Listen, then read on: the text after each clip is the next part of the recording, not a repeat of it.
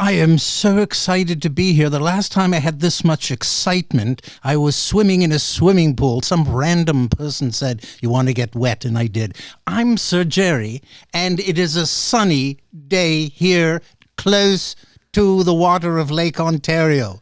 Just, is it south? Yes, south of Lakeshore Boulevard. Close to the water. I'm glad the midges are gone because they're, frankly, I don't know why they exist. Anyways, I've taken too much time, and I think everyone wants to hear from Toronto Mike. What up, Mike? Toronto. VK on the beat.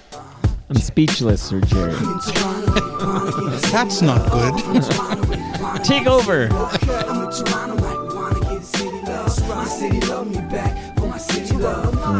Welcome to episode 1901. 1901. Was that the year of your birth, Sir Jerry? I'm ageless, Mike. Ageless. Episode in 1901 of Toronto Mic'd, an award-winning podcast, proudly brought to you by Great Lakes Brewery. Order online at greatlakesbeer.com for free local home delivery in the GTA. Palma Pasta. Enjoy the taste of fresh, homemade Italian pasta and entrees from Palma Pasta in Mississauga and Oakville. Visit palmapasta.com for more. Toronto Maple Leafs baseball. Catch a game at Christie Pitts this summer. No ticket required. Fusion Corp's own Nick Iones. He's the host of Building Toronto Skyline. And Mike and Nick, two podcasts that you ought to listen to. RecycleMyElectronics.ca. Committing to our planet's future means properly recycling our electronics of the past. And Ridley Funeral Home. Pillars of the community since 1921. Joining me today, making his Toronto Mic'd debut, kinda, sorta, it's Sir Jerry.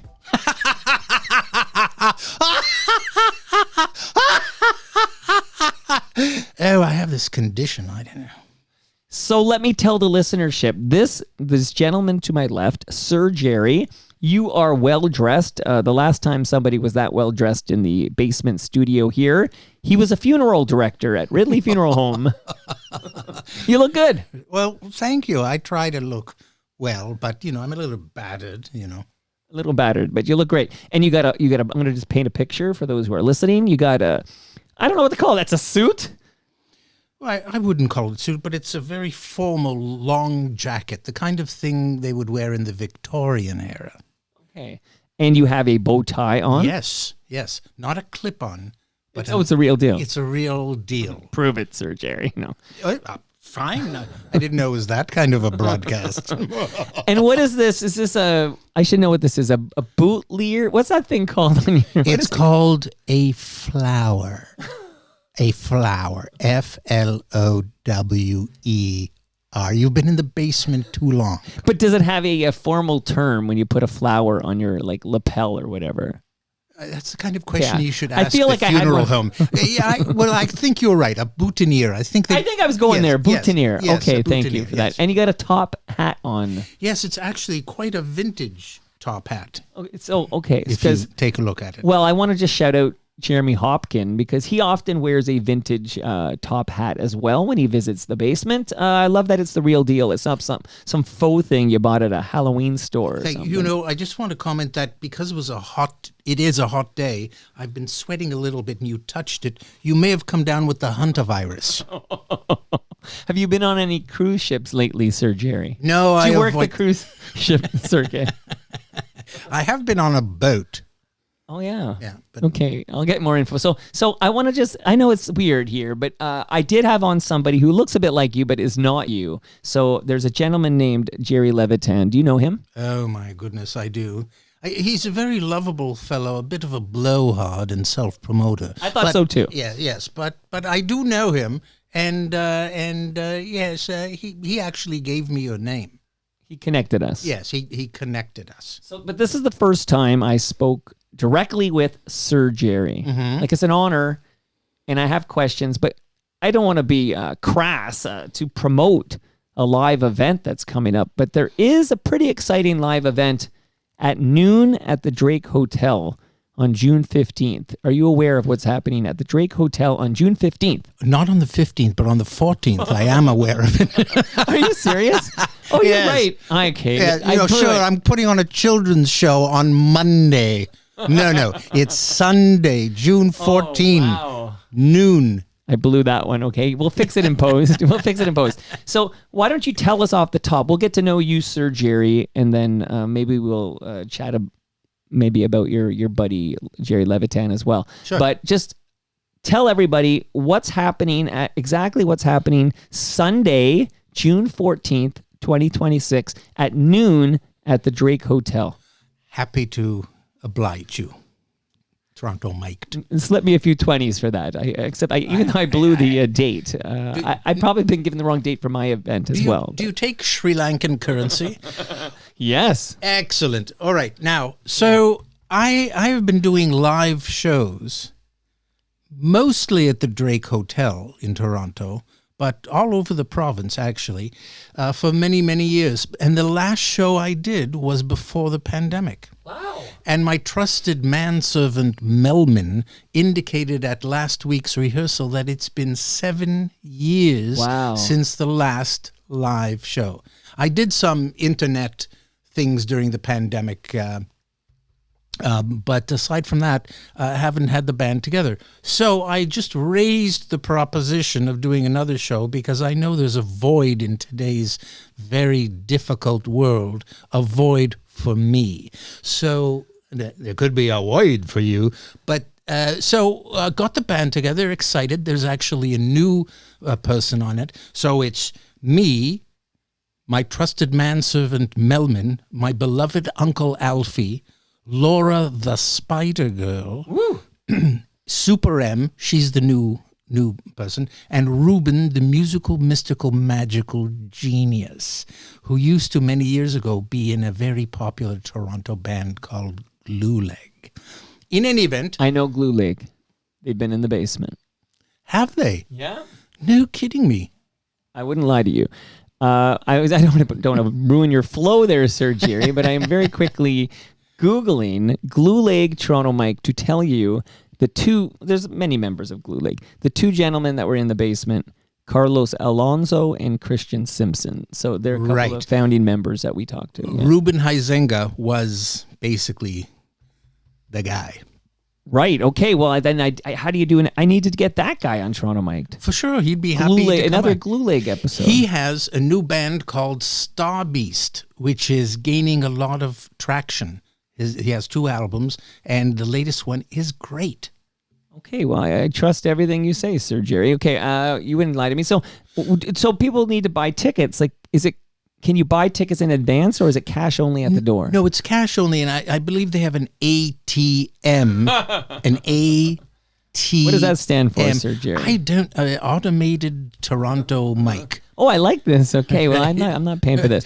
Okay, and right outside the door. And the only reason it's cash only is I'm not going to get to the trouble of doing ticket sales on the internet. I'm an old school sort of person. So the band, let me tell you what the band is. Yeah. It's all my original compositions. One of them is Ruben Huizenga, Ruben the musical, mystical, magical genius. But it's my original compositions, which these songs are from 4 albums that I produced with Ruben, and they're on Spotify and all those other places. We do live songs, a lot of comedy, to get people laughing as opposed to crying.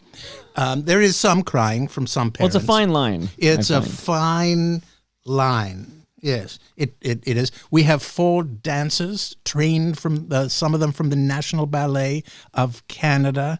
So it's an hour and a half of fun music, dancing. The kids always get up and dance and play around, and the parents, are amazed at the entertainment. And it's a nice get to go to Queen Street, very cool part of the city, hang out. Sounds like a great afternoon. $10 a person, $20 for a family. Yes. What if your family is 30 people? Still $20? Hey, that's the risk, It's the risk you take in this global economy. Yeah, there's some big families out there. Okay, the return of... So that's exciting. So that's big news off the top here. I got questions for you, Sir Jerry. But the return of Sir Jerry, it's been several years since you did a live show. That means I met you... Since I met you, you haven't done a live show until June 14, not June 15th. If you go to the drink on June 15 for Sir Jerry, you will be very disappointed. He won't be. Maybe you'll be there. I don't know. Well, have them contact me if you're there, and I'll come over. Right. I'll broker that deal. Okay, so that's exciting that you're making your triumphant return.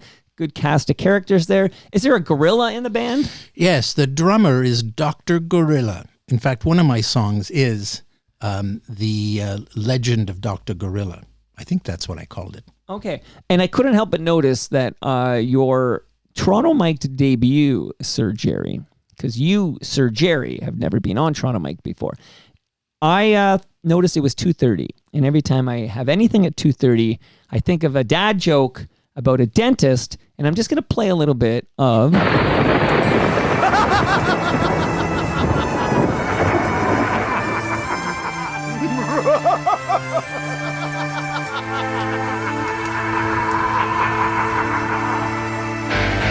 I am the dentist, I drill in your teeth. That's because you eat too many sweets. I do. I went to dental school, they taught me these things. I am the dentist. I am the dentist. I am your principal, I make all these rules. That's because you are enrolled in my school. The punishments I give, they make me so glad. I am your principal. I am your principal.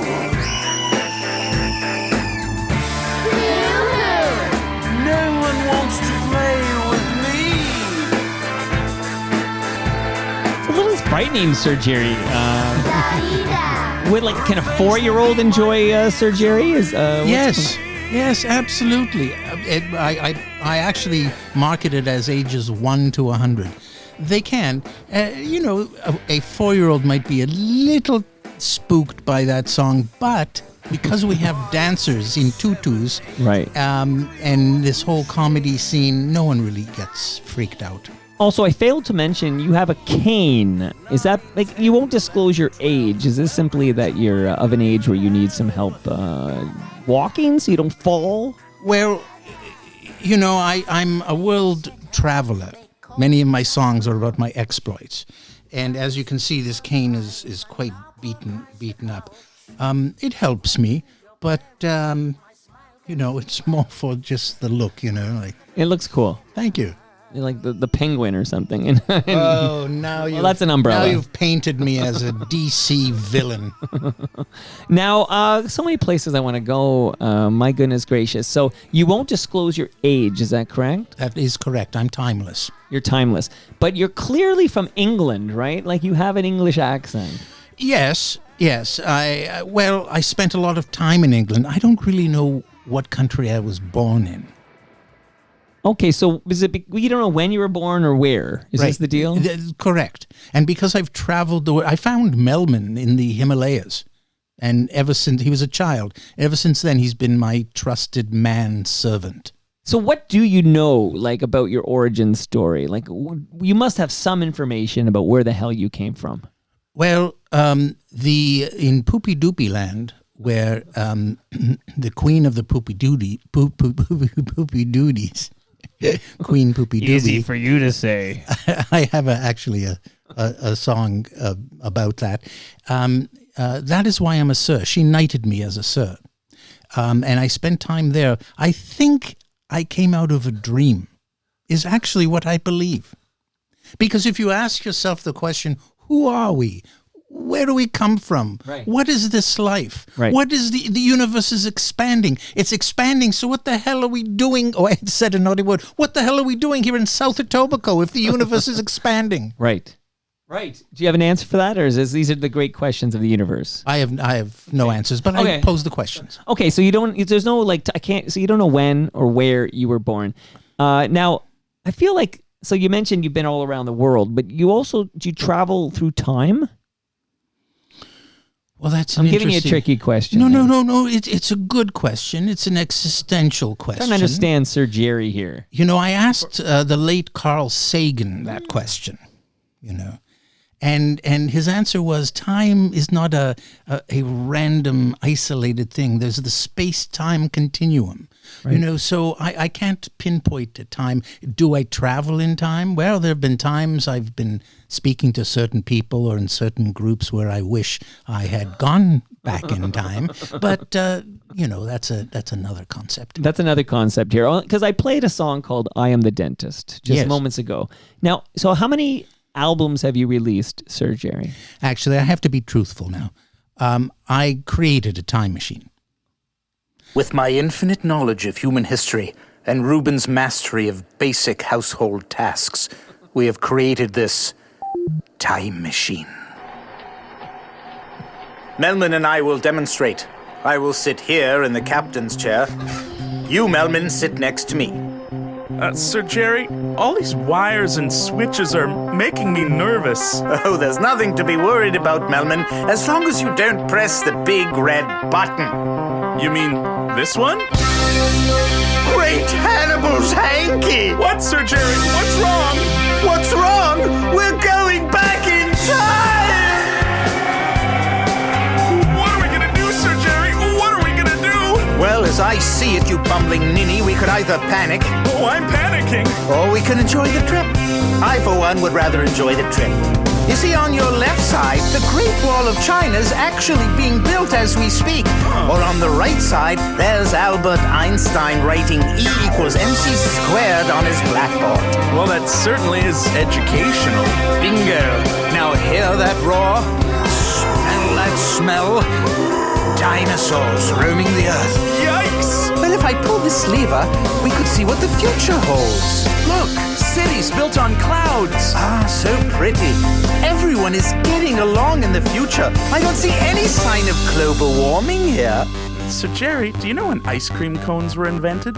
Yes, 1904, the St. Louis World's Fair. 1508, Michelangelo begins painting the Sistine Chapel. 1808, Beethoven's Fifth completed. 1968, William Shatner completes recording of his masterpiece, The Transformed Man. February 11, 1990, Nelson Mandela freed. July 22nd, 1954, Sir Jerry is born. Whoa! Okay, that's the truth. I was born on July 22nd, 1954. Yeah. Although I forgot about it until I reheard the song. That's what happens when you get older. I don't think Sir Jerry was prepared for the investigative work I would do, the research that Toronto Mike does. I am the Brian Linehan of podcasters. Well, this is like 60 Minutes when it used to be a provocative show. Yeah, like that was 6 months ago, I think. But I gotta say, I've caught you in a couple of fibs here. Like, I gotta know I can trust you. Like, I can't have a guest in here spewing nonsense. So we now know when you were born. Okay? Have you heard of the word hyperbole? Okay. Hyperbole. I roll with it, Mike. Come on. Okay, so exciting times for Sir Jerry. I'm glad you're here this week because this is the only week of the calendar year when Toronto tree is in full bloom. I get precisely 1 week a year where that tree, which Professor Pricklethorne, by the way, I would love to introduce you to Professor Pricklethorne. Have you ever met him? No, but it sounds like he'd be good in my band. He wears a Lego bow tie. He's got, I don't know, what's going on under your top hat, but Professor Pricklethorne's got some crazy, the guy, who would I compare him to? Back to the Future, the professor. Is he a professor? I can't remember. Doc yes, Brown. He's a doc, right? Do you know who Professor Irwin Corey was? Oh, this name sounds familiar. Oh my God! You have to check him out on YouTube, Professor Irwin Corey. He had that kind of thing. So maybe that's where Professor Pricklethorne borrowed the concept. But Professor Pricklethorne's also an arborist. He worked on Toronto Island for 25 years. And he tells me Toronto tree is at end of life. These trees we get on these boulevards, they don't last that long. This tree apparently end of life. But I'm here to report, again, when you look at the photo I took with Sir Jerry for this episode of Toronto Mike, his debut, you'll see beautiful full bloom flowers on the Toronto tree. Wow. So how do you feel about that, Sir Jerry? I feel so light on my feet. Might be because I'm sitting down, but I feel that is actually quite spiritual and mystic. Thank you. Okay. And the only other guest I think who's going to get in on the full bloom action is Stu Stone. Have you ever heard of Stu Stone? Is he a musician? He does everything. So he is a rapper. He raps with Jamie Kennedy. They had a series called Blowing Up, and they had some pretty big jams from that MTV era. Mm-hmm. So I think now I'm going to broker a meeting between you, Professor Bricklethorne, and Stu Stone. I think that's the trifecta for the next event. Okay. The trifecta here. Okay, so you mentioned you were friends with Jerry Levitan, and Jerry did tell me about you, and he sent me some songs. So please tell me, I'm going to play the song, and tell me if I've got the right theme here.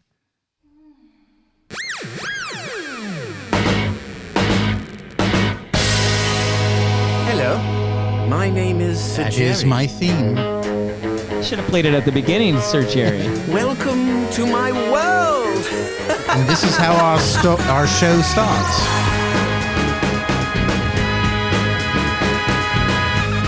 So if I make my way to Queen Street West on Sunday, June 14 at noon, things will get underway with this Sir Jerry theme.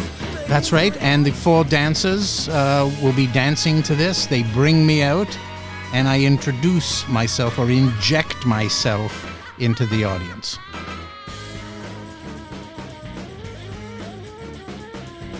Wow, what craziness! Okay, and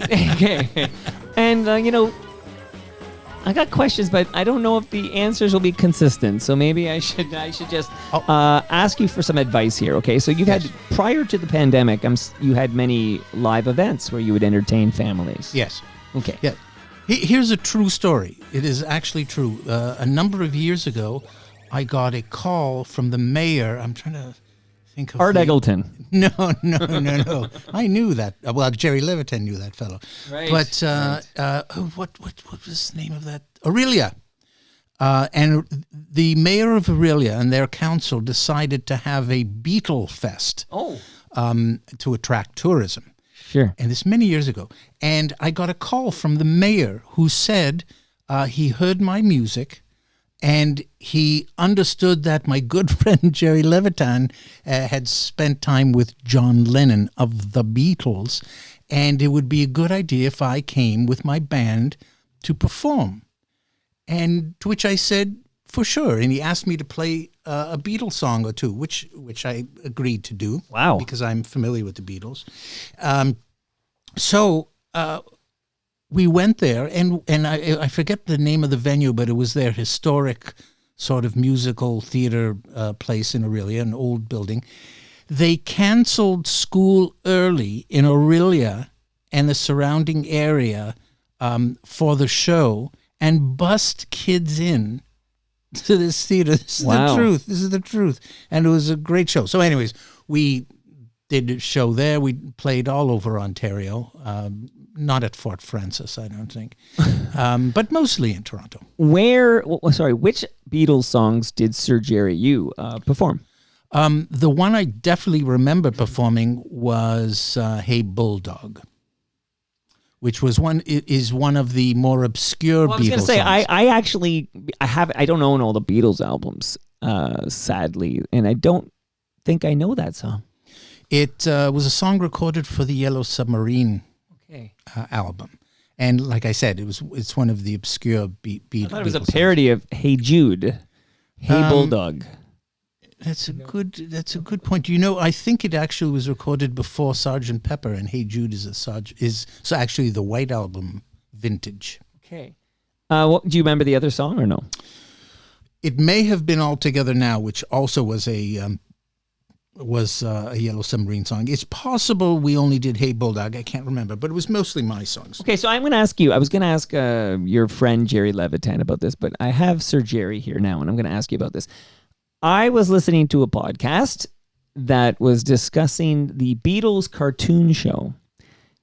Did you ever watch the Beatles cartoon show? Yes.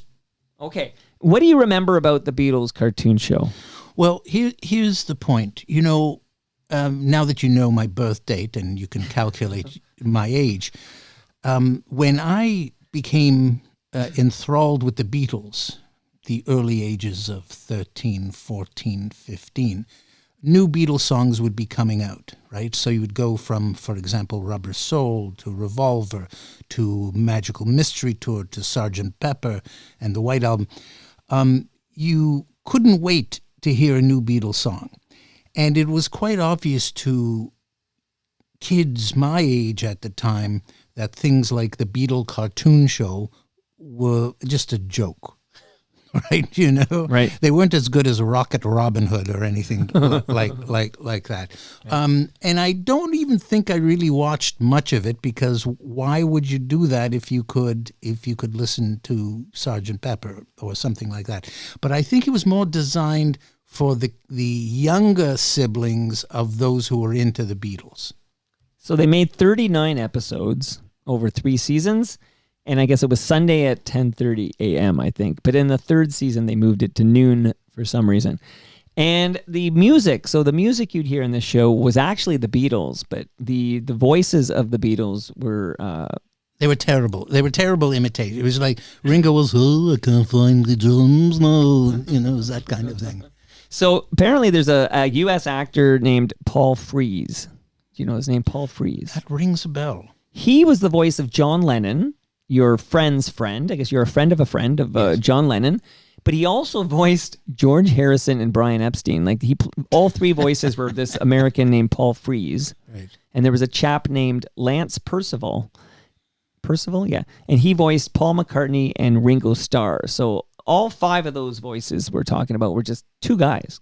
Wow. There you go. Well, it makes sense because they were terrible. That's it. Well, even the Beatles were not fans of the show, but apparently, according to Wikipedia, band members enjoyed the cartoon in later years. So, I mean, there were only 3 years, so maybe they got better in the 3rd season. I don't know. I think I recall an interview with John Lennon when, after he had Sean as his child, they would watch it, and when Sean was very, very young.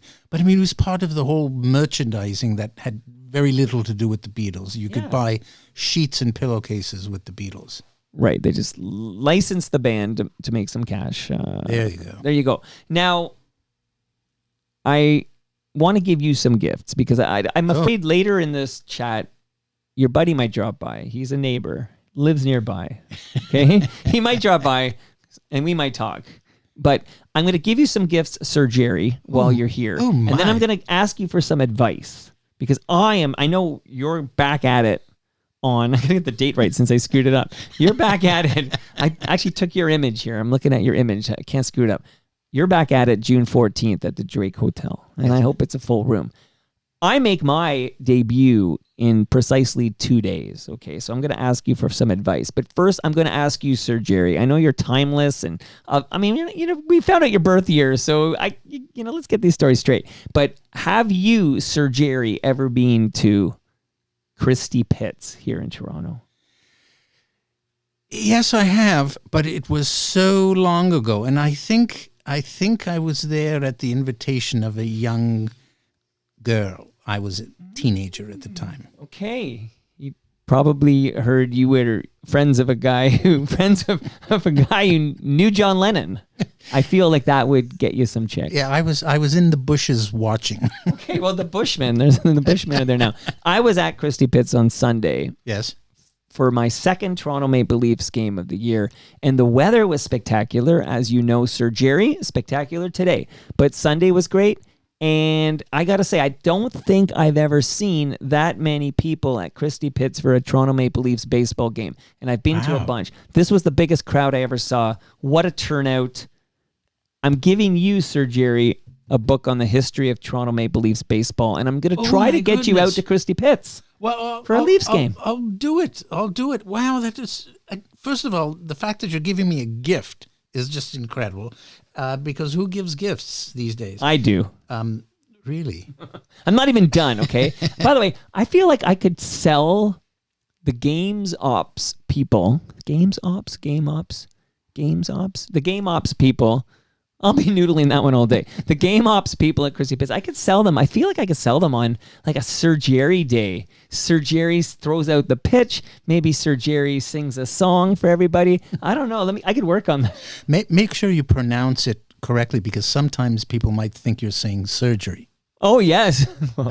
Hey, I'd like to introduce you to surgery. Yeah, good point. Good point. See, that's a good tip. That's what I'm going to be looking for in a minute. But I want to say about the Elmo combo and your well, do you want to attendance there. You want me to give you some more gifts and then get back to the Elmo? Yes, because I know something about it. Okay, I do want to talk about the Elmo with you. That's really why you're here, okay? So very quickly, a few more gifts. I have in my freezer upstairs, Sir Jerry, a large lasagna for you to take home. Do you eat Italian food? Oh, yes. Oh, my goodness. Oh, my lasagna.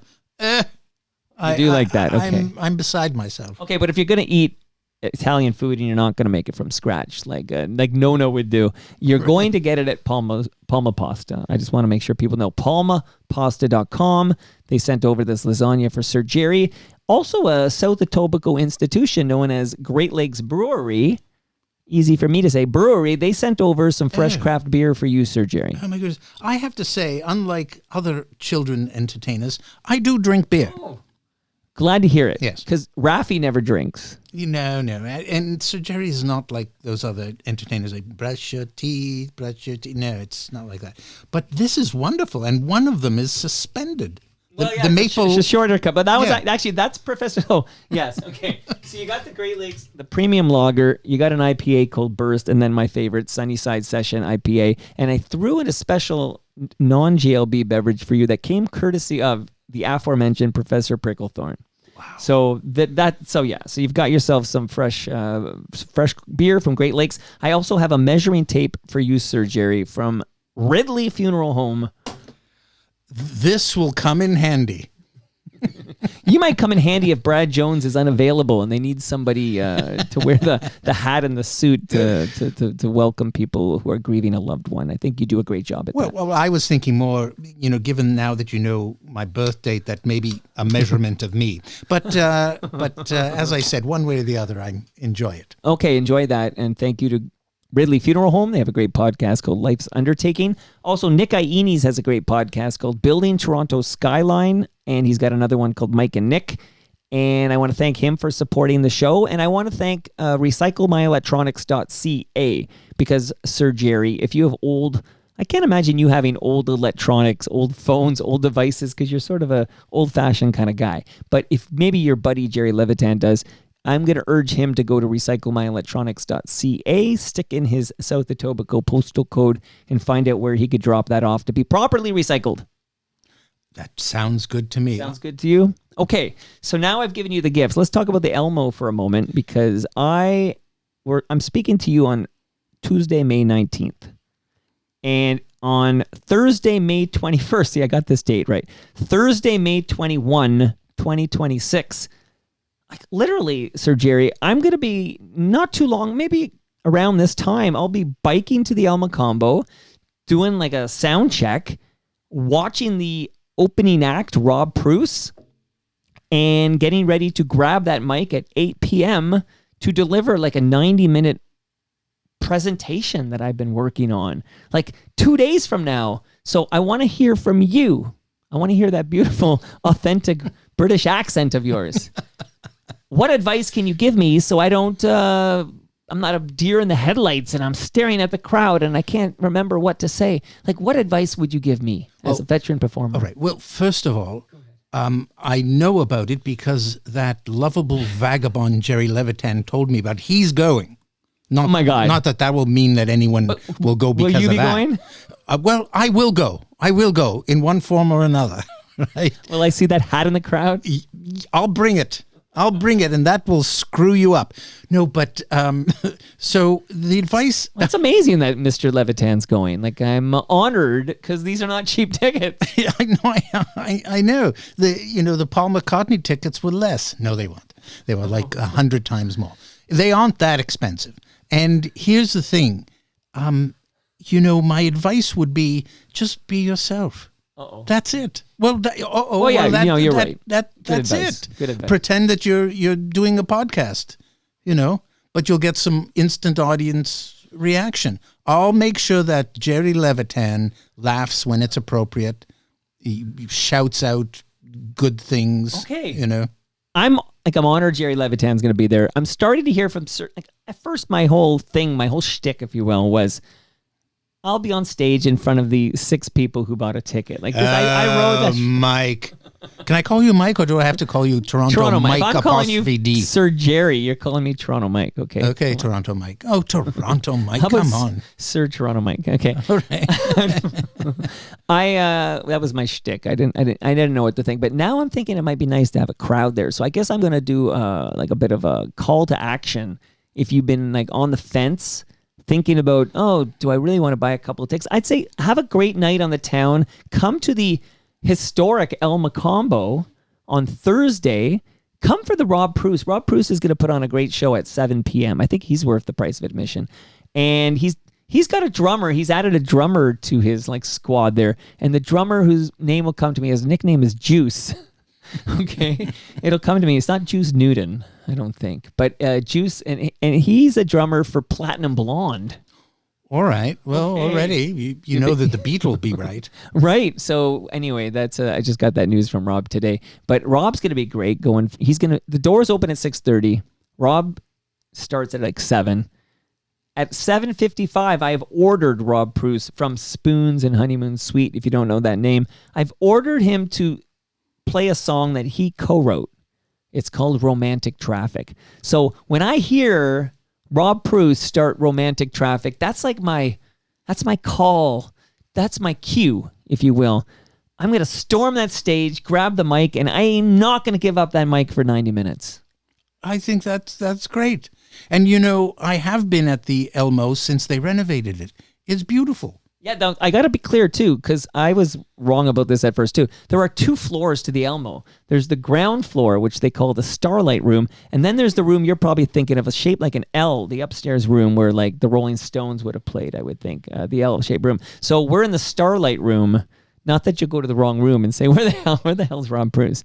But the Starlight Room, the main room, it's a great room. I visited it last week. I saw my name on the marquee.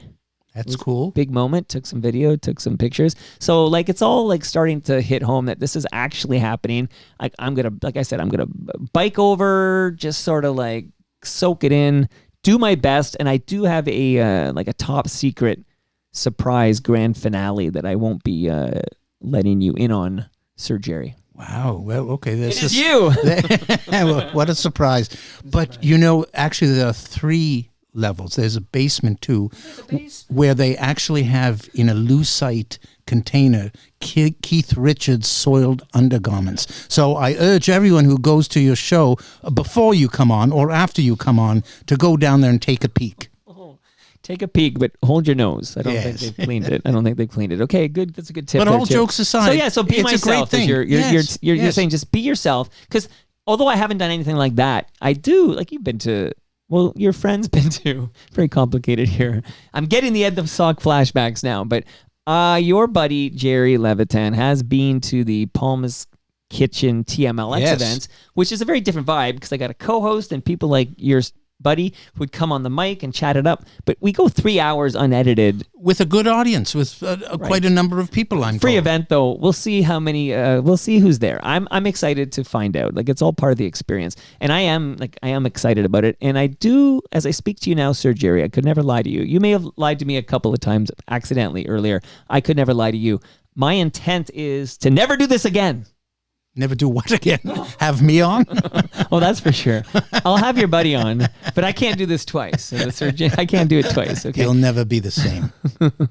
I think I'd want to. No, I would never do this headlining at the El Macombo thing again. Like, I don't Well, think. what if it goes great, which it will?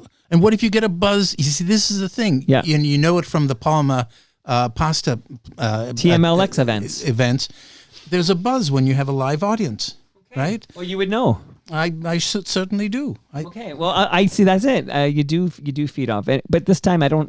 It's just me, right? So I'm going to do my thing. I've crafted something.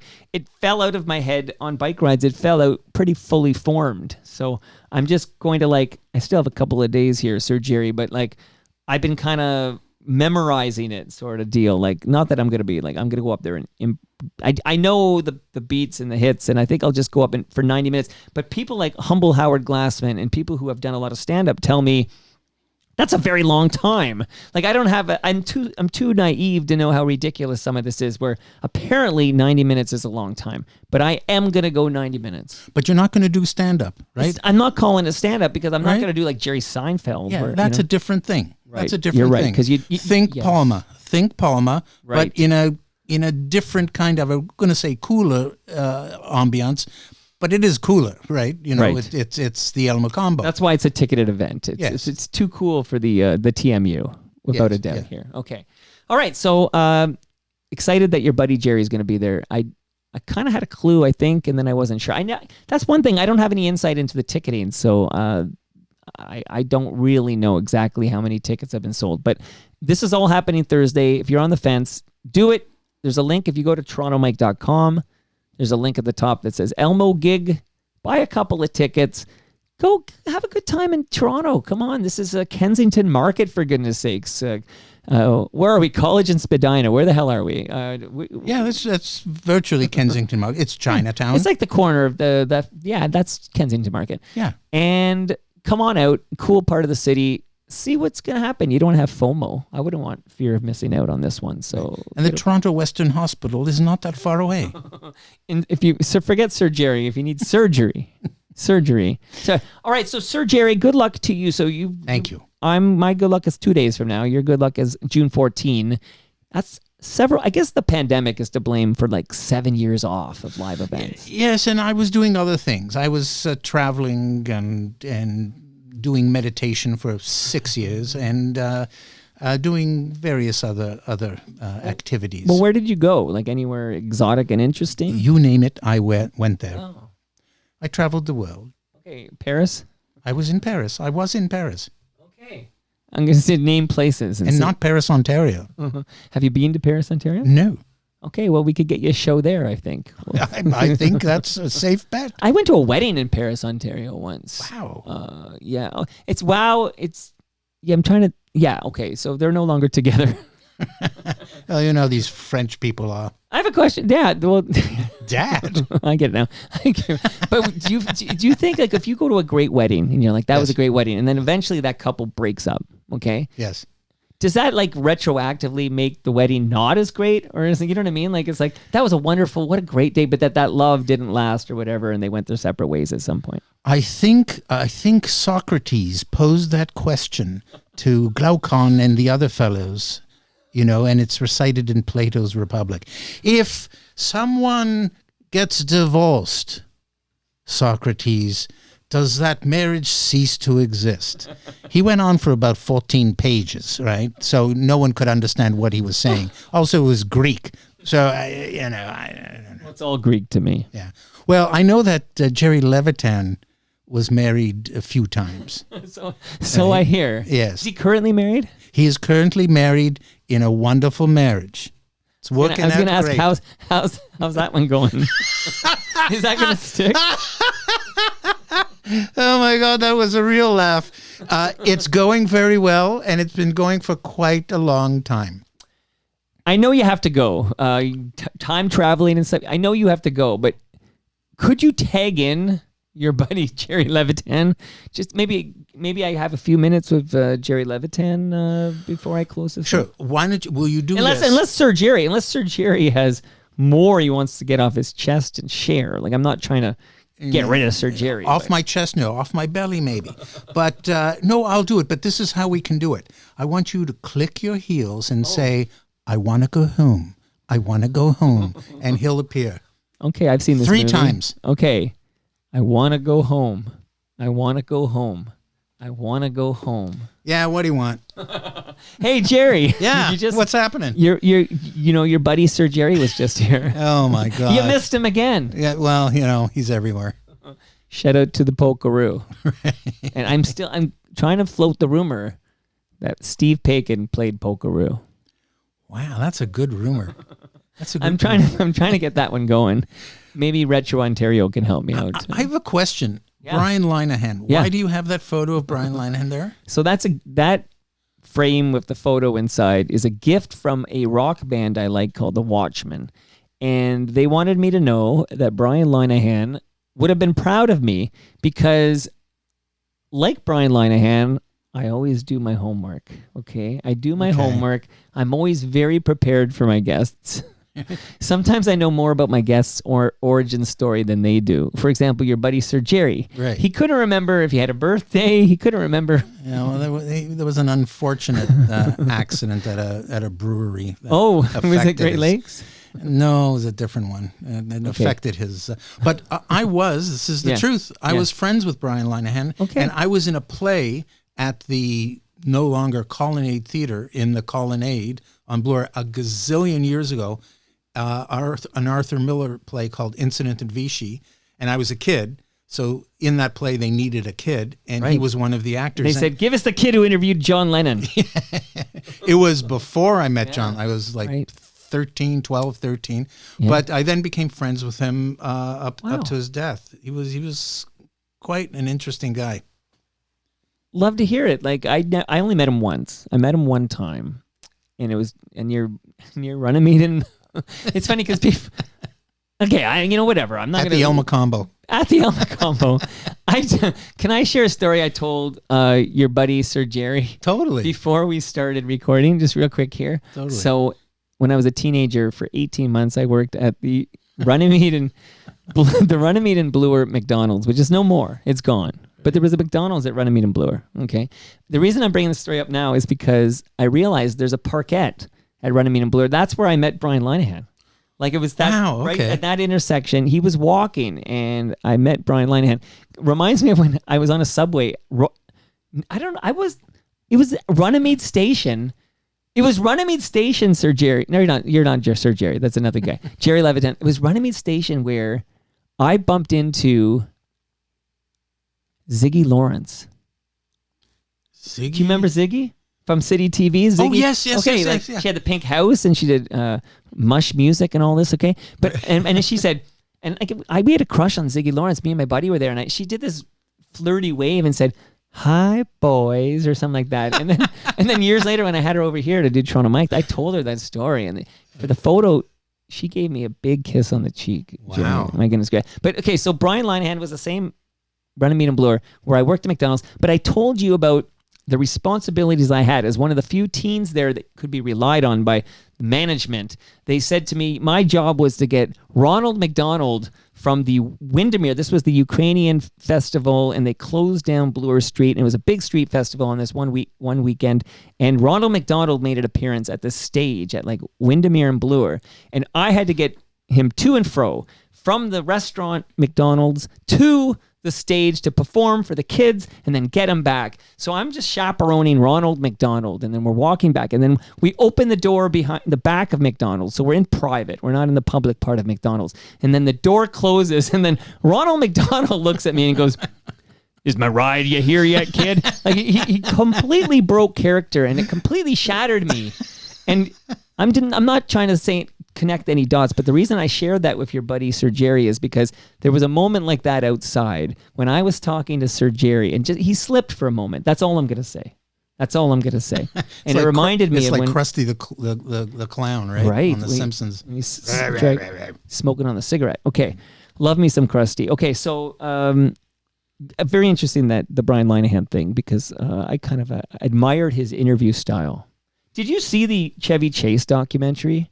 I'm Chevy Chase. No, I want to, but he seems like quite the troubled guy. Yep. And there's a scene, you got to see this doc. It was like CNN made it or something, but I saw it.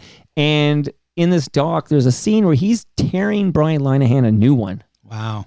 Chevy Chase. He was just a dick. But he's an asshole, but it's kind of interesting to kind of the fact, like, to see what made him an asshole. Like, why is he an asshole? Like, I found the whole doc kind of interesting. But there is that scene where you can see him tearing Brian Linehan a new one. I mean, the thing about Brian Linehan and his interviews, they were never caustic. He wasn't trying to score points. They were very well researched, and he just adored movies and celebrity.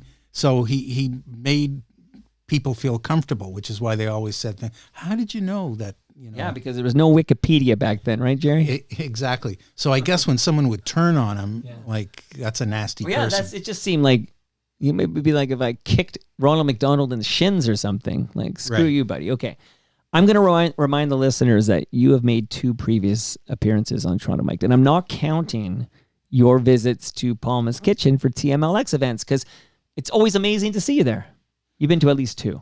Yeah, well, I mean, here's my attitude. Like, anybody who does anything that's positive, creative, like, we should support it, right? You might not like Sir Jerry music or whatever, or somebody else, whatever, or anybody who's just trying to make an impact for the good of everybody. It's something to support, and you're great. You have like the vast number of interesting people you have had on that celebrate not just Toronto, but particularly Toronto, and people who've been part of the scene is just great, and we should celebrate that as opposed to listening to CNN or Joe Rogan or whatever. Yeah. Hey, but enough of you mentioned those people I celebrate. Enough about Peter Gross. Okay, he will be with you at the El Macombo on Thursday. So he bought a ticket. Okay, Peter Gross, and he then reached out and said he doesn't have a license. He's got a whole thing going on with insurance for driving, and he's got like a lawsuit going on. I don't know if you know any lawyers. Okay.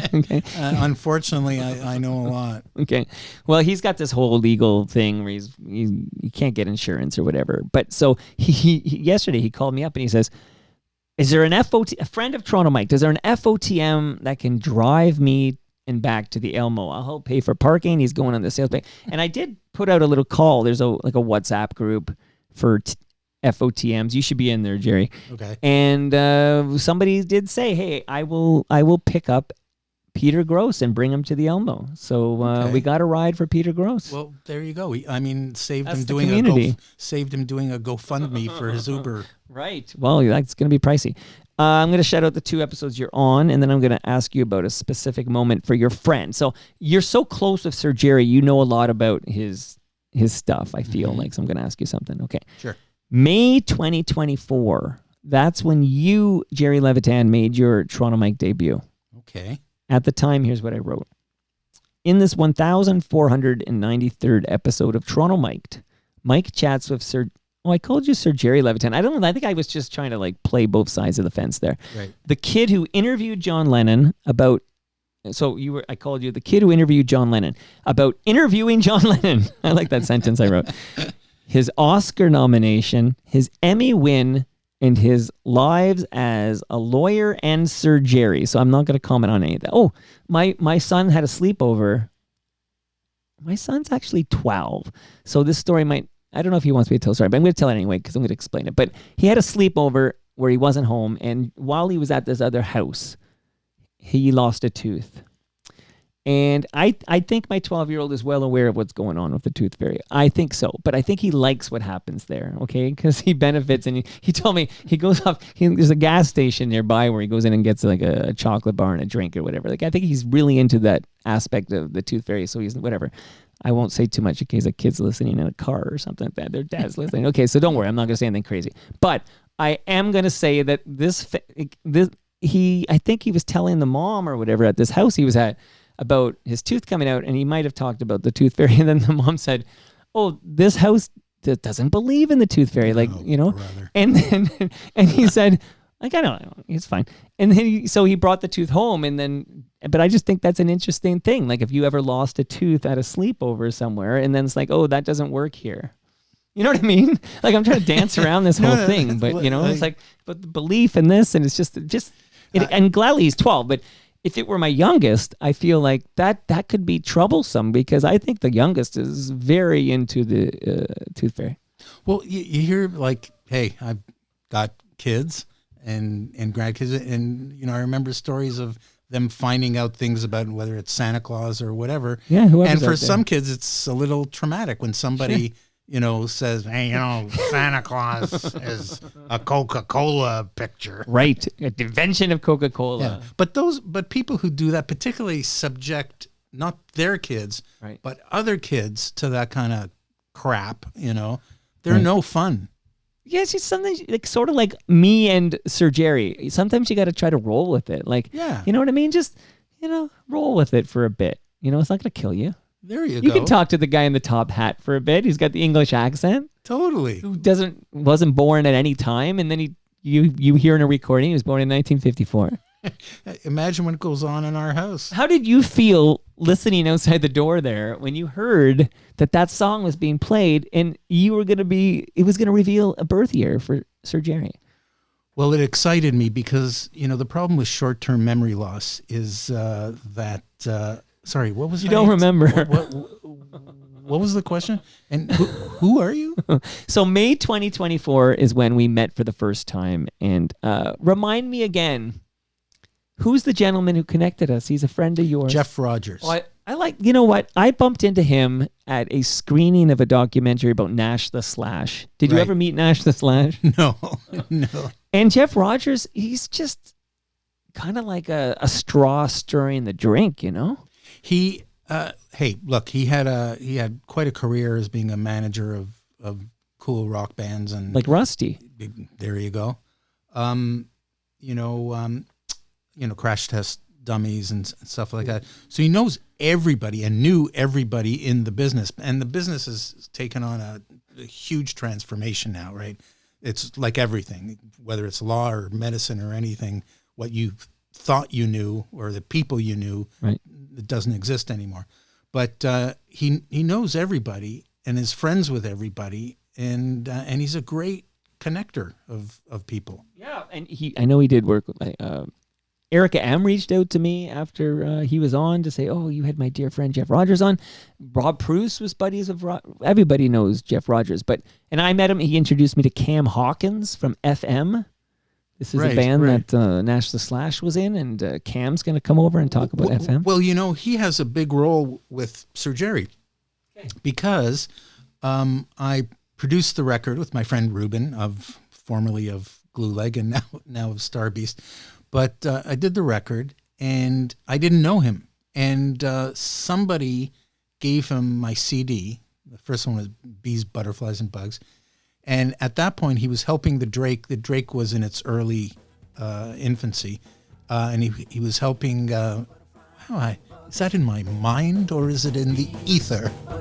I actually didn't play it because it's not very Sir Jerry. Like Sir Jerry... It was the first song I did, right? Right? It almost could be credited to just Jerry Levitan. Yeah. And I'm not doing the Sir Jerry voice. Right, that's why I didn't play it, because it would. I don't want to confuse everybody. Yeah. So Jeff heard that, and at that time he was helping the Drake with their programming. And he calls me up and he says, "Hey, I've got your CD. Let's have coffee or whatever." And went to the Drake, and he said, "So we were thinking of doing like family events during the day on the weekend. So do you want to put on a show?"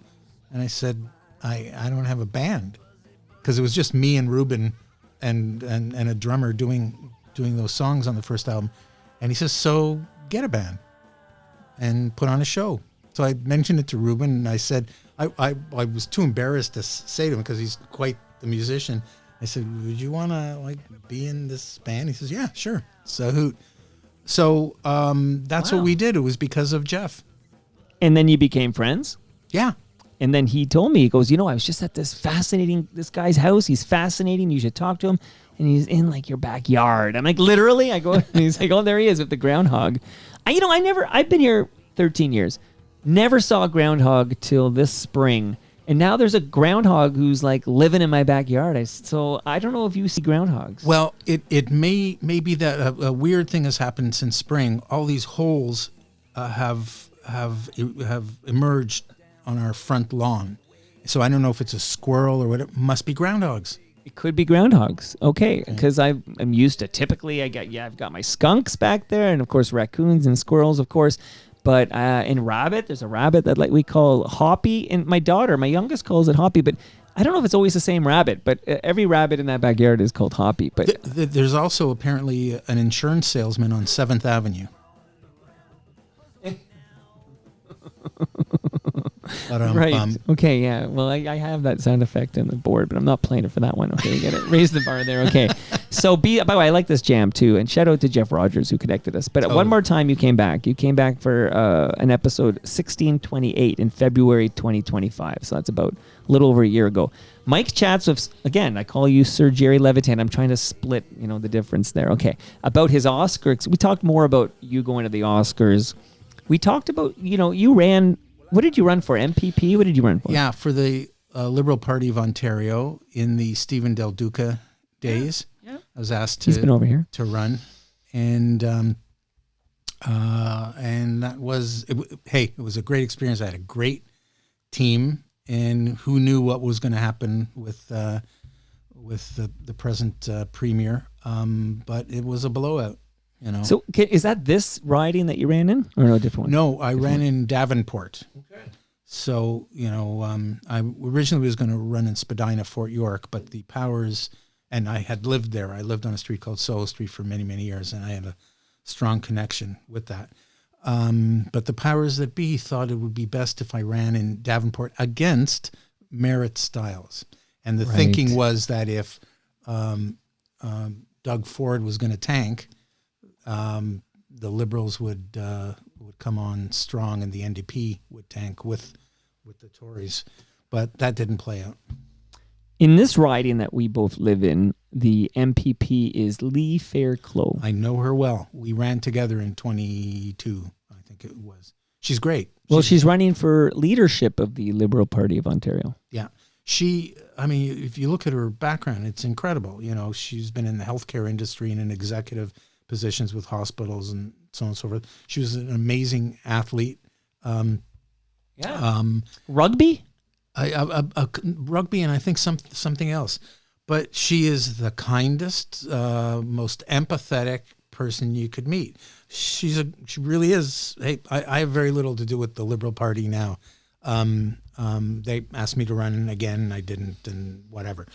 But you're too busy with Sir Jerry. Yeah, but it takes a lot to do it, right? And if there isn't a great prospect, and I didn't think there was a great prospect last time in the Bonnie Crombie days, then what are you doing? But but she, I know her well because we ran together, and she's just a great human being. And the way I look at it is, you want people who are good people. Forget their political stripe, but if the person has a basic human decency, look around the world now, particularly in the United States, like, where are the decent people, right? Well, they're in this basement, Jerry. I'll drink to that. Well, if you think about it, so Doug Ford's had 3 majorities, okay? So what time is it? There's a clock on that here. And I believe, in my opinion, because we're years away from the next election, because he just won another majority, but I believe the next leader of the Liberal Party is going to be the next Premier of Ontario. I think you're right. So I feel like you mentioned Del Duca, who, by the way, brought his own. I don't know, he did. His handler brought him his own chair when he came on Toronto Mike. It was during COVID times, but still, I thought that was quite interesting. Well, I got to say, when I was a candidate, there was some big event where they were taking pictures of Stephen with candidates. And when it was my turn, so there was a whole backdrop, and professional photographers. So when it was my turn, and you shake his hand. Before the picture was taken, I said, "Man, this is like the Oscars again." To which he said, "I don't think so," and he was right. So, and then Bonnie Crombie, who went to my high school, I believe was buds with Cynthia Dale. Just going to drop names here. Cynthia Dale, okay. Went to my high school as well, because they're both older than me. You know that, Jerry. Come on, you know that. Come on. But, with that happened, and then I believe it'll be interesting to see who the next leader of the party is, because that could very well be the next premier of this province. Well, for all you know, Doug Ford is going to resign before the next election. He's been at it for a while, and if he smells things aren't going to look great, Yeah, like Chrétien style. Like most of them do that. I was surprised Harper didn't do that last time in 2015. But that's a move where okay, we're up for a defeat. You step down, someone else goes in and takes the hit. Mulrooney, right? Kim Campbell could take the hit. Yeah, but those were the days where you had, and particularly in Canada, the history of the Liberal Party is a history of leaders wanting to make sure that younger people carry on. So you go back to people like even Mackenzie King, who won 4 times, groomed Louis Saint Laurent. Louis Saint Laurent groomed Lester Pearson, who had won the Nobel Peace Prize. He was the foreign minister of Canada at the time for the Suez Crisis. Yes. Lester Pearson felt that it was important that a Quebecer run the next time, and groomed Pierre Trudeau. Pierre Trudeau did the same thing, right? But these days, these power hungry, the intoxication of power is so great that the idea of, there's a better cause than just me winning the next election. I want to make sure my party continues. It just doesn't exist anymore. Except Trudeau Jr., we'll call him, Justin Trudeau. Justin Trudeau seemed to have a great sense of when it was time to step down and basically save the party. And look what happened with Carney there. Correct. And well, that's true. And, and who was his dad? Who was his dad? Right. And JT, right? Of course, younger than Mark Carney. Yeah. There are other things. I mean, the die was cast, right? And there were so many people in his party trying to push him out. But if you look at, but it's true. His father was Pierre, and I knew Justin a little bit, and we actually talked about at the film festival when he was there. He was still prime minister. We briefly talked about that and the pressure on him, but it's good points. I love talking politics because that was the end of the description here, which is that we talked about at that time there was a liberal leaders. So the more things change, the more they stay the same. So there was a liberal leadership race at the time we were talking about. I don't know I think that was provincial, but who knows now. And we talked more about the Beatles. We talked about John Donaby, who passed away. Right. And at that time and more. And it was good to have you back here. And here you are. But I did one thing before we say goodbye. Now that I've got Jerry Levitan here, and because you know so much about Sir Jerry's life and times, what do you remember about I almost want to call it a takeover, but it was Sir Jerry on YTV. Like, what do you remember? Give me what you remember about that. Sure. Well, in the first number of years of Sir Jerry, it started to take off quite dramatically in terms of shows and all of that. So my concept was not just to put on shows. My original concept was just to make music, but to get a TV show called Sir Jerry's World, and I made self-produced a pilot and a trailer, and was working on that. And YTV contacted me, and I knew the head. I forget what her name was. Melanie York. May she rest in peace. So I went to high school with her, even before high school, I think. She was a couple of years older than me, but she was the head of something at YTV, and she just loved the Sir Jerry concept and wanted to do something with it. And we started talking about it, and she said, why don't you start by coming on this thing? And we did, and it was a fun thing. I was told at the time that they got one of the bigger responses they ever had on The Zone, which was the show. Sure. And then she got dramatically ill and died. And that ended the YTV thing. Was there ever a moment where, because, that's terribly sad that this person got sick and passed away. Terribly sad. But did you ever have a moment where, just my luck? Hey, I've had a lot of experiences. Again, I'll say it. I was married a few times. Right? Yeah, I heard. Right. So if you went down that rabbit hole, which I have in the past, I don't know if anyone else here has been through that. But if you go through that rabbit hole, it's like, oh, brother,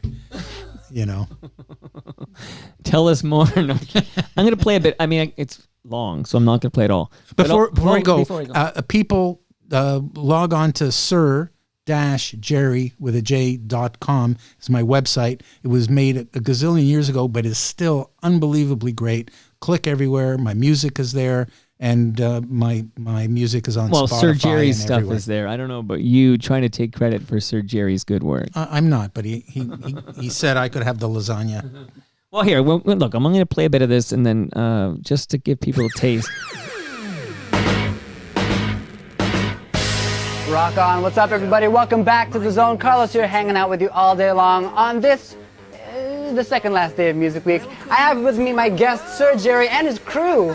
They're all here just hanging out. Sir Jerry, so good to see you. Carlos, it's so exciting to be here on YTV. Children, hello. You see, Melman, Yes, Sir Jerry. through that lens, thousands and thousands of children are watching us on television. Oh, scrum-diddly-licious. Here's scooped up Wendy's Twinkle Twins. Beautiful faces of beautiful children politely sitting are looking at you right now. Oh, this is ridiculous. I've heard of this boob tube. You brought disgrace to our family, Sir Jerry. Oh, but Uncle Alfie, actually, back home, they're watching you right now, dressed so beautifully in your suit and your hat tilted so nicely. Yes, I am put together quite well, if I do say so myself. Yeah, you look great. Yeah. Really. I like this. Hey, Hat. Ethel, how are you? Be home soon. Wow. So awkward a little bit. But well, anyways, Sir Jerry, I mean, thank you everybody for coming That's by. how I this is felt, your by the way. family Okay. then, or- I can- We do many things Well, together. I think it's, We first of all, sing, we very dance, cool and how we much entertain like children time and their space they gave parents you. and friends. Like I was thinking, wow, they're like Okay, they're is letting there you somewhere cook. that our Yeah, I audience did can 2 go so songs. they can get some more of Did Sir 2 songs Jerry's on it too. family? But you're bringing me down memory lane. So when there was an impetus to do a Sir Jerry show, and in fact there was a big production distribution company that did children's stuff that wanted to do it, and it ultimately fell down the wayside because they wanted rights to all my music and all the rest of it, so it didn't go forward with it. But I contacted Yoko Ono, who I was in touch with and have been all these years, and asked if I got a Sir Jerry TV show, would she agree? I had an idea to have a Yoko Ono cartoon on every episode, and she said, great. And so we recorded, I'll send it to you. We took one of her, she has all these prose sort of poems and just positive sayings and things like that. So I took one called Tuna Fish Sandwich Piece, and I got, oh God, what's the guy's name? He died, but he was a really cool guy. Anyways, he did the voiceover, and my daughter, Rebecca, who's a great illustrator, did the animation. And it was great. I'll send you the trailer.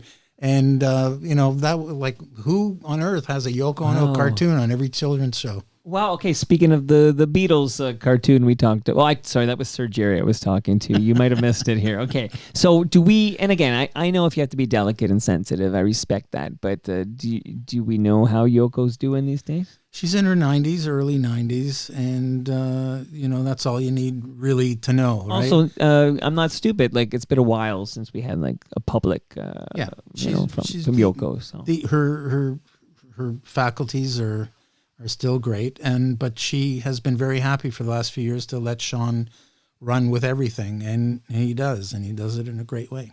And are you familiar at all with this? Steven Soderbergh crafted John Lennon, The Last Interview. Coincidence that you mentioned that because a good It's friend. not a coincidence. I'm bringing it up to you because you interviewed John Lennon. Yeah. Okay. But here's the coincidence that a good friend of mine, Jeff Sackman, who's in the film business, is right now in Greece on a honeymoon, and he emailed me to say, and he was just before that at Cannes and saw the film at Cannes and said, do you know about this? I'll get you a private screening type of thing. So I didn't know about it, but I'm really looking forward to it. Well, when you see it for your next visit, you can tell us what you thought of that. But Totally. I got to say, I guess I'm going to see you Thursday night, Yeah. which tickles me pink. I've never been so damn pink. I'm telling you, like, I'm so excited, like that you whipped out a credit card, you're making this happen, you're going to be there, you're going to be at the Elmo. Like, that means a lot to me. I hope there are others there, Yeah, but other I'd be people happy if should it's do just it you too. and Peter Gross. Other people should do it. Like, it'll be a cool thing. Ralph Ben-Murgy bought a ticket. Okay. He's got to come in from Hamilton. All right. There you go. So that's 3 of you. Okay, I'm counting now. That's I'll 3 of drive you. anybody. I'll drive you there. I'll drive you back. I'll drive you for a week. I'll do your shopping. Drive you there as Sir Jerry, though. We got to Okay. hear the British accent. Okay. And your event is June 14 at noon at the Drake Hotel. Yeah, Sunday, June 14th. Ages 1 to 100, which means at the end of her life, Hazel McCallion would have been turned away at the door. Get out of here, Hazel.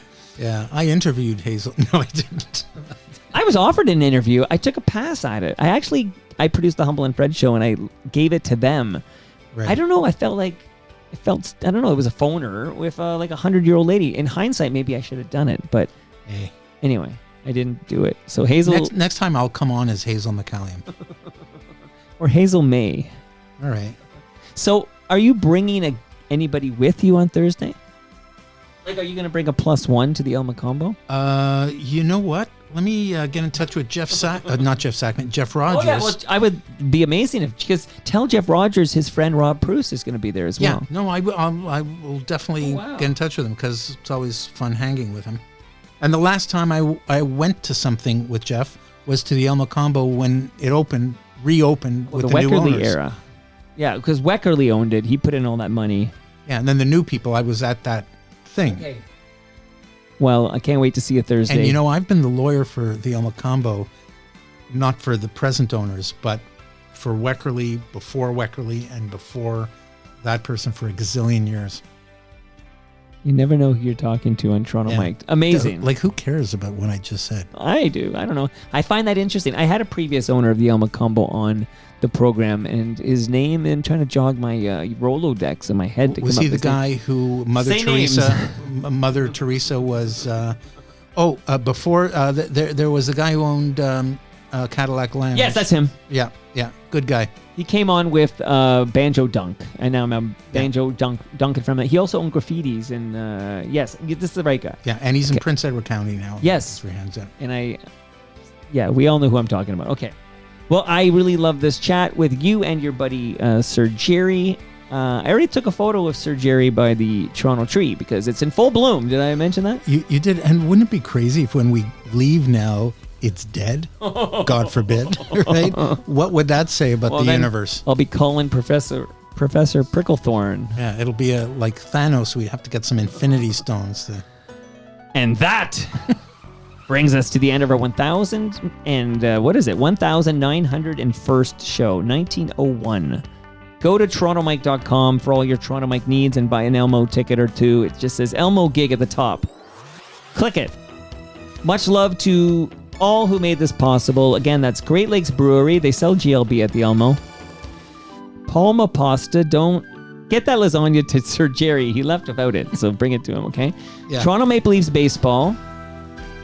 Get to Christie Pitts this summer. Nick Ieni's, recyclemyelectronics.ca, and of course, Ridley Funeral Home. See you tomorrow with Stu Stone.